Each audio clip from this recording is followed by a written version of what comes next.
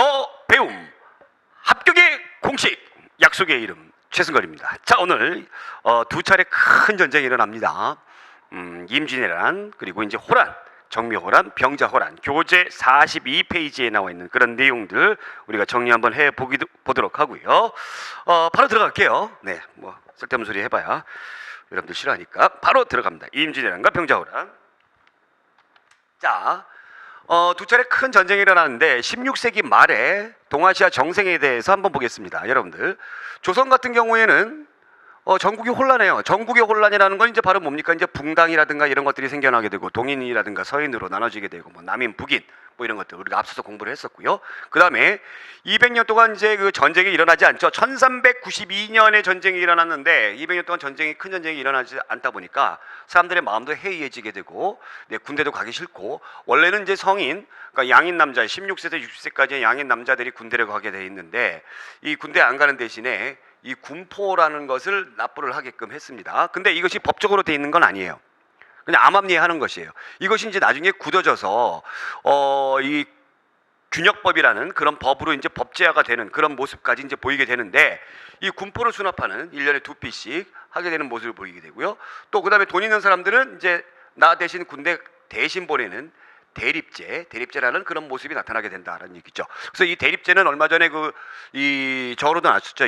영화 대립군 해가지고, 그래서 이 국방력이 약화되더라, 문란해집니다. 또 한편 우리나라 국방력이 약화되니까 북쪽에 있는 여진족들은 야, 지금이 기회다 하면서 세력이 확장하게 되는 것이죠. 그러면서 우리가 사군 육진 지역에 있었던 그 우리나라의 기지들이 점차 여진족의 침략으로 인해 가지고 굉장히 그 타격을 많이 받습니다. 자, 그러던 차에 일본은 과연 어떻게 됐느냐? 도요토미 히데요시가 전국 시대를 통일합니다. 전국을 통일한다. 전국 시대. 이 전국이 바로 뭐냐면 싸울 전자예요. 작은 국가들끼리 서로 싸우는 그런 굉장히 큰 혼란기. 이거를 이제 풍신수기일 도요토미 히데요시가 통일을 하죠. 자, 통일을 하면서 얘가 통일해 가지고 잘 살면 되는데 쓸데없는 야심을 갖더라라는 얘기죠. 대륙을 침략해야 되겠다. 당시 명나라를 침략해야 되겠다라는 야욕이 있었고, 또 한 가지 전쟁을 일으키는 원인이 바로 이제 뭐가 있었냐면은 자국 내의 불만의 관심을 딴 데로 보내버리기 위해서 이 전쟁을 일으켰다라는 겁니다. 자, 그러면서 우리가 임진왜란이 일어나게 되는데 이른바 정명가도라고 그러죠. 정명가도. 명나라를 치러 갈 테니 너희가 길을 빌려달라. 그럼 우리가 길 빌려줍니까? 안 빌려줍니까? 안 빌려주죠. 네, 당연히 안 빌려줍니다. 그래서 거기 이제 교재에도 나와 있습니다만 도요토미 히데요시의 대륙 정병야욕, 그 다음에 전국시대 통일 후 자국 내 불만 세력의 관심을 외부로 유도한다. 그러한 내용들이 이 원인이 되었다라는 겁니다. 자, 발발 보겠습니다. 자, 발발 보면 이제부터는 여기에서는 이제 뭐가 중요하냐면, 과정이 뭐가 중요하냐면 순서가 중요해요. 거기 교재에 나와 있습니다만 부산진, 똑같은 부산이에요. 지금은 동래성, 얘가 맨 처음에 함락되고 그 다음에 두 번째예요. 이게 두 번째예요. 그러면서 파죽지세로 올라갑니다. 파죽지세로 올라가서 충주에 상륙하는데 여기에서 장군이 누구냐면 신립장군이죠. 충주의 어디 탕금대에 배수의 진을 딱 칩니다. 원래 조령을 지켰어야 되는데 배수의 진을 쳐야 되겠다 해가지고 여기에 배수의 진을 쳐가지고 거의 전멸당하다시피 하죠. 그러니까 남한강을 따라서 파죽지세로 올라오게 되는 거예요. 그래서 결국에는 임금이 어떻게 합니까? 수도 한양을 버리고 도망가 버리죠. 몰래, 백성들 몰래. 근데 한양까지 딱 오면서 계속 왜군들이 쳐들어오게 되고 결국에 평양성이 함락이 된다. 이 순서가 굉장히 중요하죠. 자, 여기에서 이제 우리의 반격이 있습니다.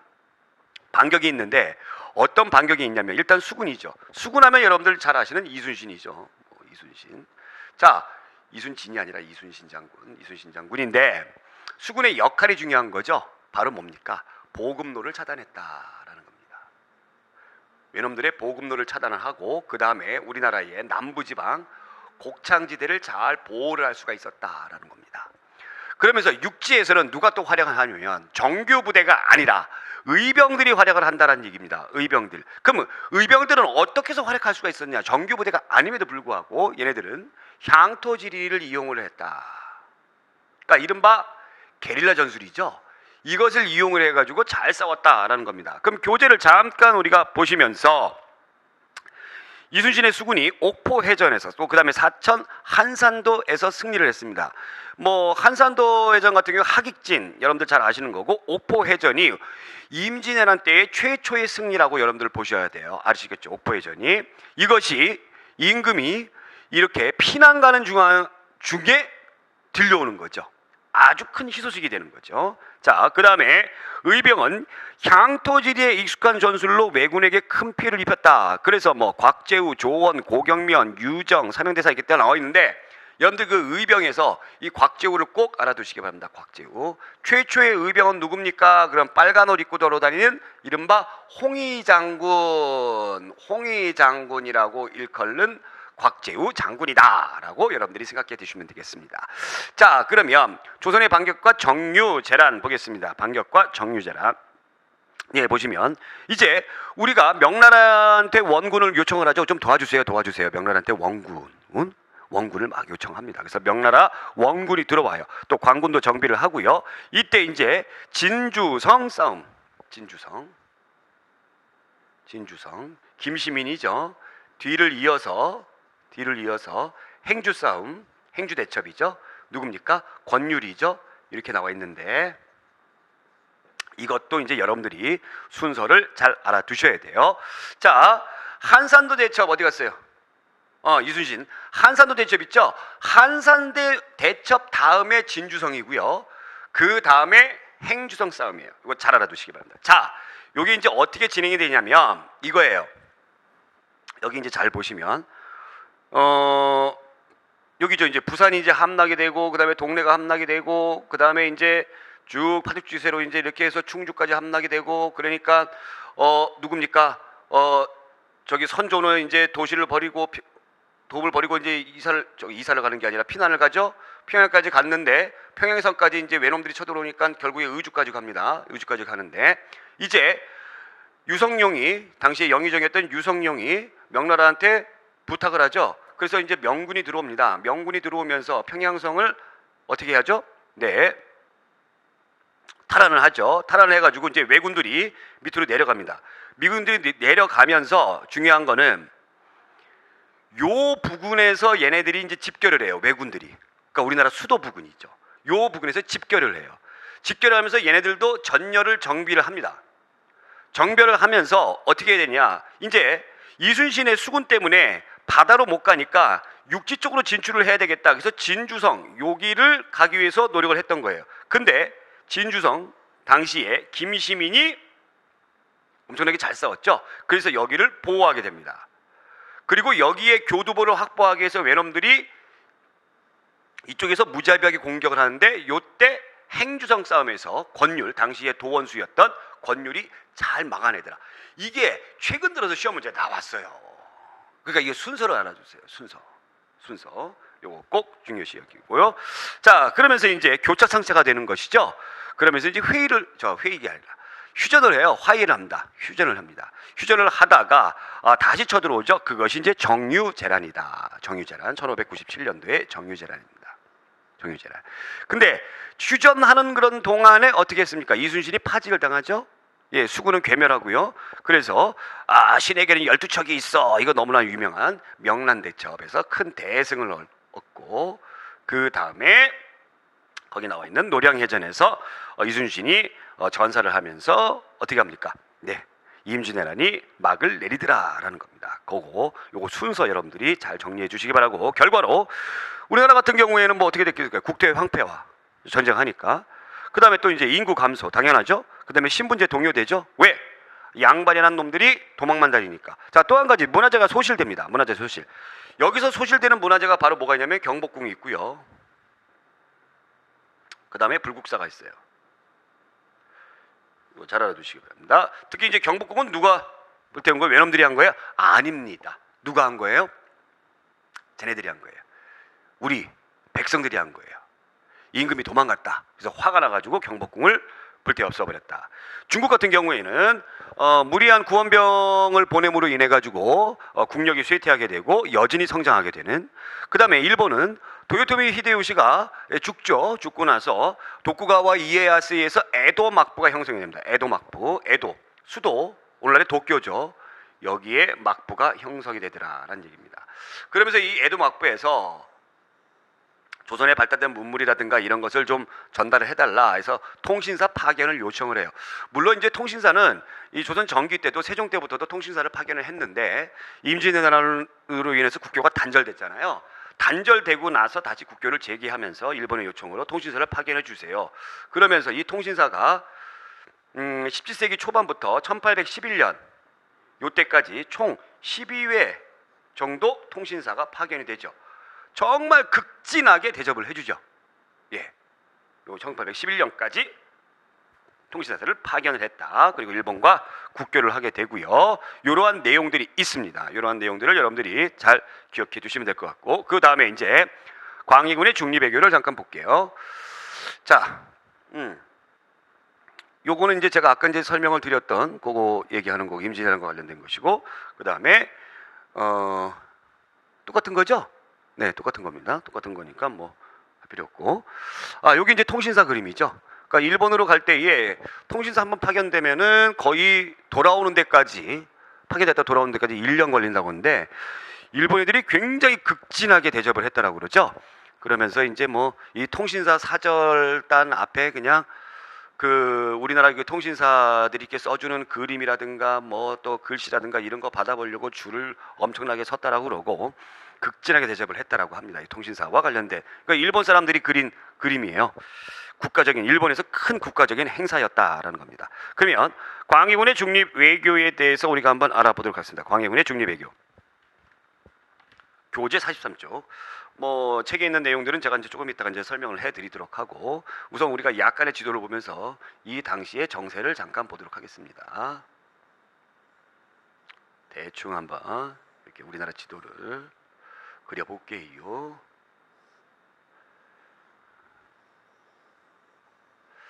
자, 그래 보시면 이쪽에서 이제 여진족이 성장을 합니다. 여진이 성장을 하고, 이쪽에 이제 명나라가 이렇게 있어요. 명나라가 이렇게 있어요. 하는데 이 여진족이 나중에 이제 국고를 뭐라고 한다? 후금이라고 한다. 고려시대 때 금나라가 있었잖아요. 그래서 나중에 세워지는 금이다, 후금이다 이렇게 했습니다. 이렇게 하는데 얘네들은 이제 여기를 치고 싶은데 우리 당시 조선하고 명하고 되게 친하잖아요. 그러니까 여기를 어떻게 해요?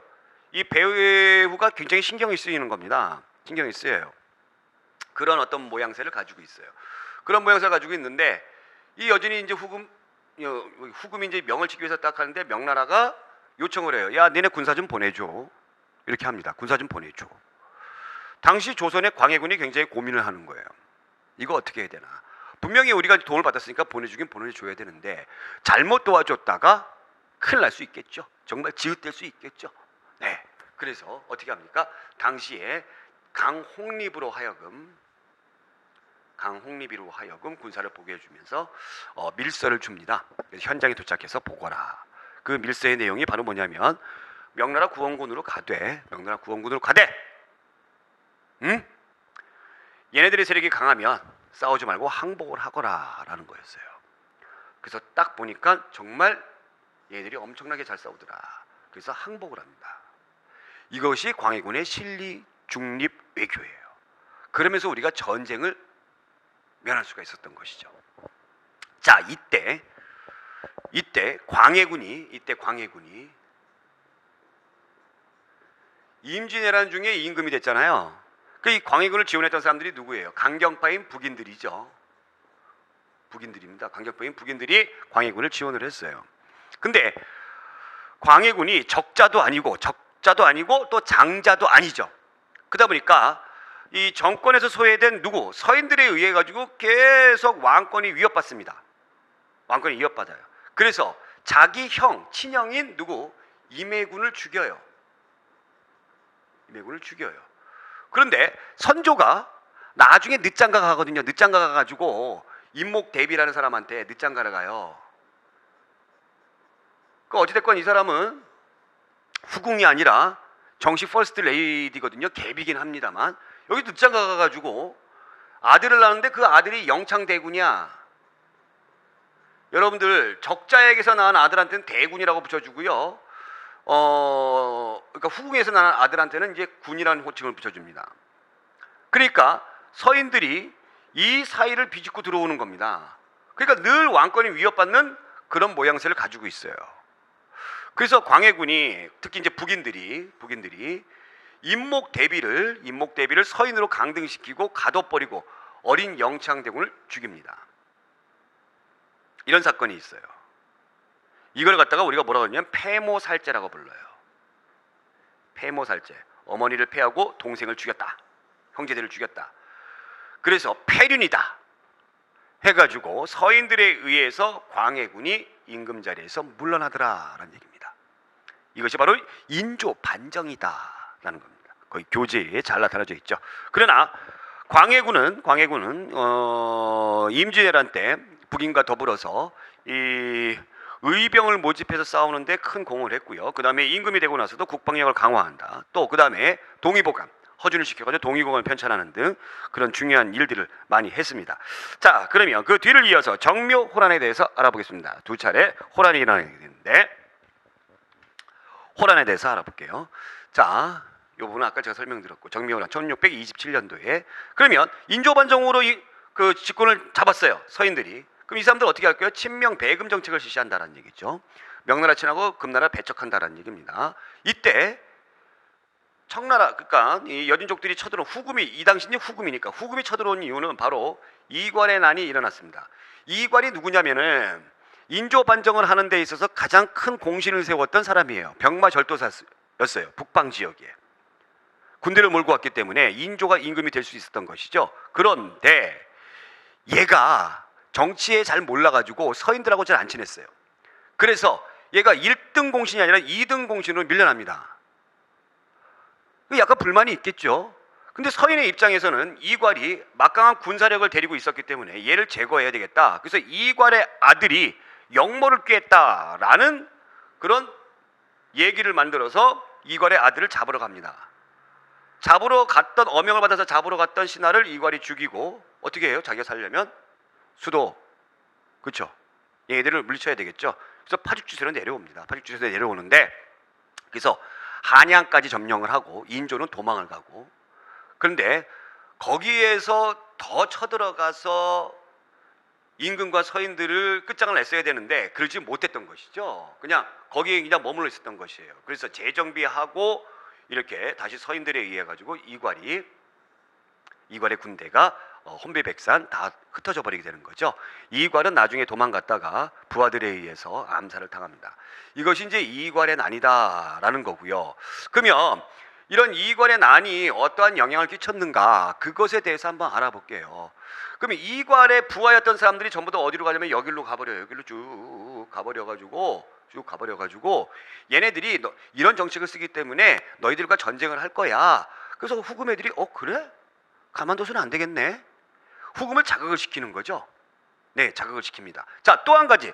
여기서 이제 약간의 그 이제 시험 문제에 가끔씩 등장하는 심화적인 내용이 있는데 가도 사건이 일어나요. 자, 가도 사건이라는 게 과연 무엇이냐? 자, 가도라는 거는 이제 북쪽 지역만 약간의 지도를 이제 그려보게 되면 여러분들 지도에서도 잠깐 보시면 알 수 있을 거예요.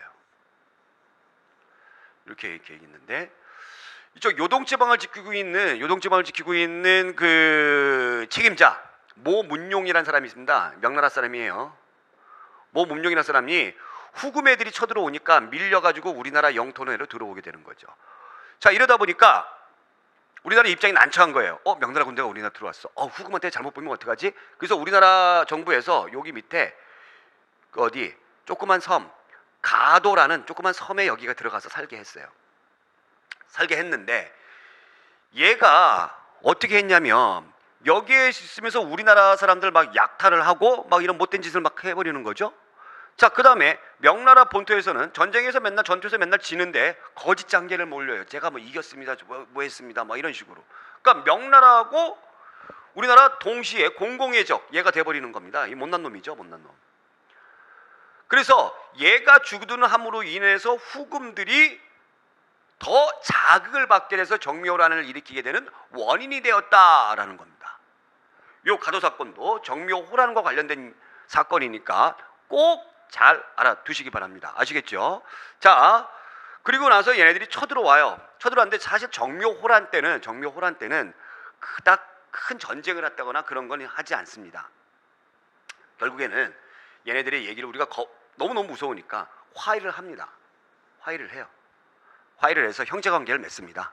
형님이 되는 거죠. 누가? 후금이. 자, 그런데 병자호란이 일어나죠.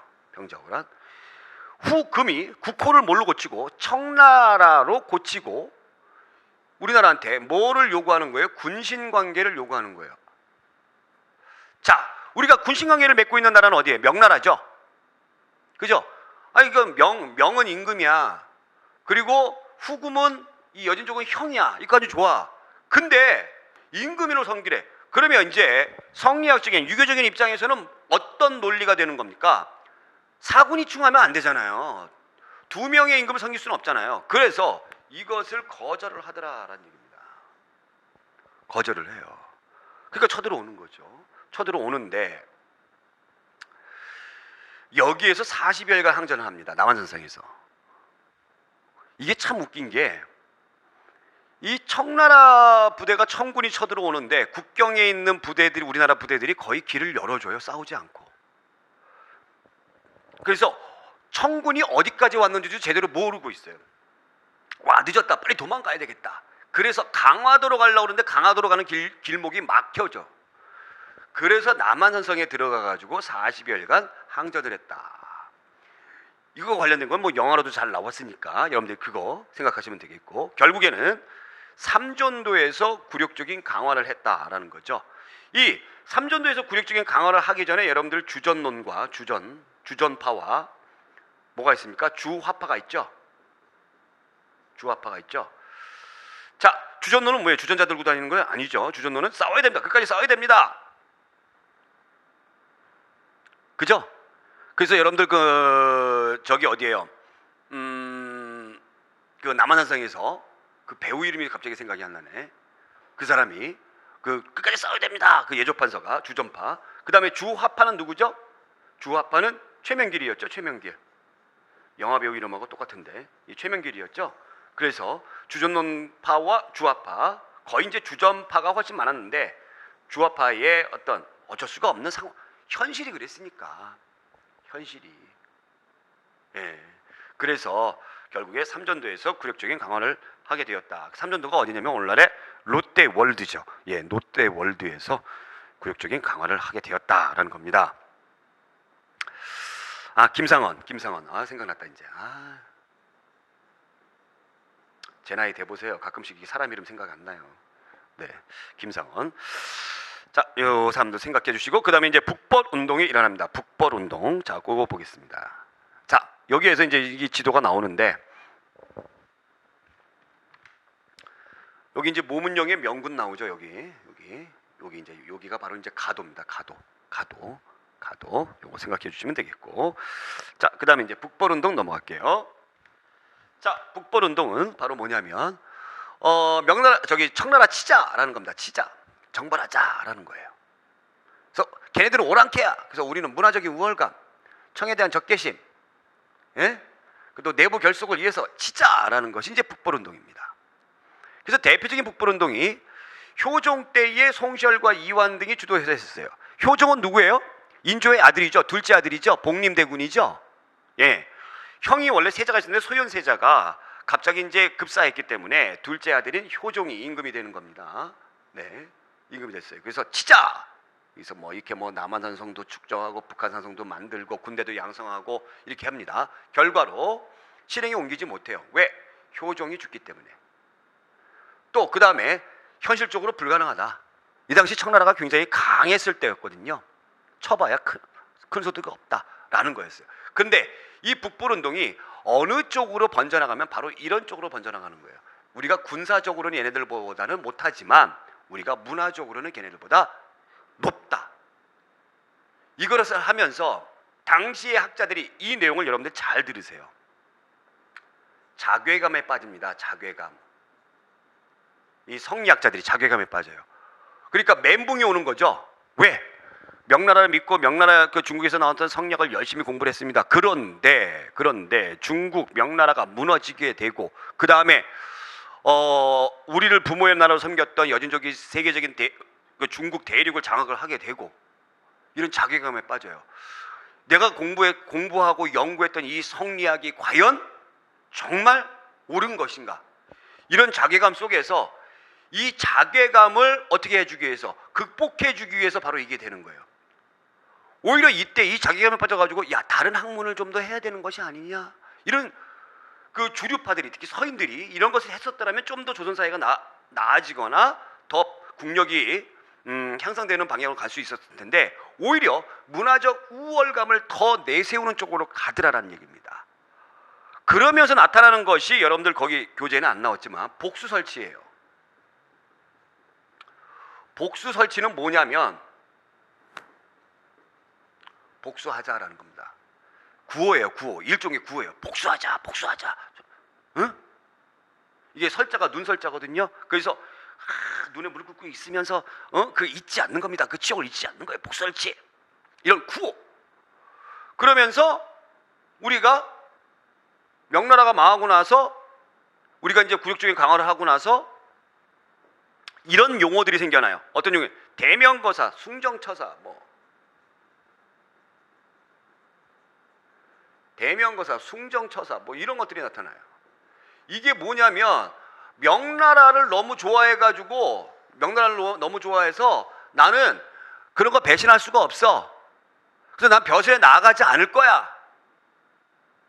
자기 동네에 은둔해가지고 벼슬에 나아가지 않는 그런 사람들이 나타나게 되고, 그 다음에 송시열이 현종 때 만동묘를 짓습니다. 만동묘. 이 만동묘가 뭐냐면 신종에게 제사 지내는 건데 이게 충청북도에 있어요. 현종 때. 그럼 신종이 누구냐? 명나라 황제 신종, 만력제라고 하는데, 임진왜란 때 우리나라에게 구원병을 보내주게끔 허가를 해줬던 이 은혜를 잊지 말아야 된다. 일종의 가묘죠, 가묘. 만동묘. 이 만동묘가 나중에 흥선대원군 때 없어지게 됩니다. 이 만동묘에서 제사 지내고 뭐 할 때에 그 지역에 있는 사람들 수탈을 너무너무 많이 해가지고 폐해가 굉장히 컸어요. 그래서 이 만동묘를 흥선대원군 때 폐지를 하게 되고, 뒤를 이어서 숙종 때는 궁궐 내인 창덕궁 내에 신종의 제사를 지내는 단을 지어요. 일종의 대보단이라고 해가지고 이런 것들을 하게 되더라라는 얘기입니다. 이것이 북벌운동과 관련된 내용들이니까 요거 잘 챙겨두시기 바라요. 아시겠죠? 자, 그러면 나선정벌이 있습니다. 나선정벌. 이 나선정벌이라는 게 뭐냐? 나선이란 말이 러시아예요. 러시아가 이제 외국말이잖아요. 이것을 가차한 겁니다. 한자로 가차한 거예요. 그래서 나선이에요.